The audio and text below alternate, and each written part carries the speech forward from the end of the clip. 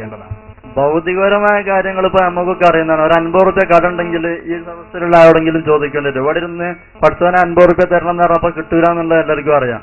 നേരെ മറിച്ച് അഭൗതികമായ ഒരു കാര്യം, ഇപ്പൊ ഒരു വണ്ടി പറയാണ്, അവിടുന്ന് ഇയാളെ വിളിക്കുന്ന മുഹ്യിദ്ദീൻ ശേഖ കാക്കണേ.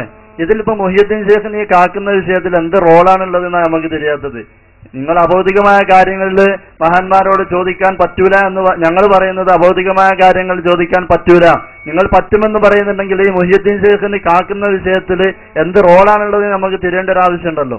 ഞാൻ പറഞ്ഞത് നിങ്ങൾക്ക് മനസ്സിലായില്ല. ഭൗതികവും അഭൗതികവും ഒക്കെ അള്ളാഹുവിനോടാണ് ചോദിക്കേണ്ടത്. ഞാൻ പറയുന്നത് എത്രത്തോളം ഹദീസിൽ പറയുന്നു, ചെരുപ്പിന്റെ വാറ് പൊട്ടിയാൽ ചോദിക്കേണ്ടത് അള്ളാഹുവിനോടാണ് എന്നാണ്. അപ്പൊ തന്നെ നിങ്ങൾക്ക് കാര്യം മനസ്സിലായി. 50 രൂപ കിട്ടണം, അള്ളാഹിനോട് ചോദിക്കാൻ പറ്റില്ല എന്ന് മൂപ്പർക്ക് മനസ്സിലായല്ലോ. അപ്പൊ 50 രൂപ തരാൻ അള്ളാഹ്ക്കേ കഴിയും. ഞങ്ങൾ അങ്ങനെയാണ് വിശ്വസിക്കുന്നത്. അപ്പോ അങ്ങനെയല്ലേ നമ്മൾ ചെയ്യല്? ഒരാള് നമ്മളെ ഹോട്ടലിൽ കൊണ്ടുപോയി ചായ വാങ്ങിത്തന്നു, നമ്മൾ എന്താ പറയല്?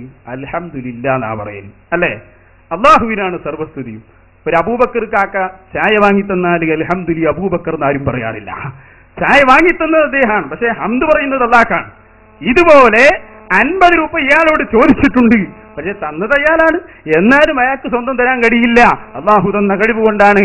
അപ്പോ അദ്ദേഹമാണ് തരുന്നതൊക്കെ. എങ്ങനെയാണെങ്കിലും അദ്ദേഹം കാരണമായി അള്ളാഹു നൽകുന്നു. ഇതാണ് നമ്മളെ വിശ്വാസം, ഇതാണ് അഹ്ലുസുന്നയുടെ വിശ്വാസം, ഇതാണ് ഫീ ഉമൂരിനാ കുല്ലിഹാ, ഞങ്ങളുടെ എല്ലാ വിഷയത്തിലും എന്ന് പറഞ്ഞതും. പിന്നെ അഭൗതികമായ കാര്യങ്ങളിൽ ശൈഖ് ജീലാനി അടക്കമുള്ളവർക്ക് എന്ത് റോളാണുള്ളത്?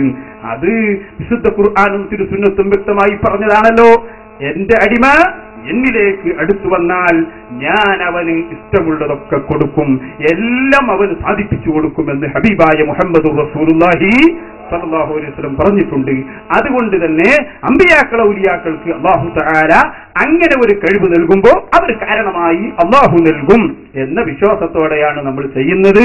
അതിന്റെ ഉദാഹരണം ഞാൻ നിങ്ങൾക്ക് നേരത്തെ കേൾപ്പിച്ചു വന്നു.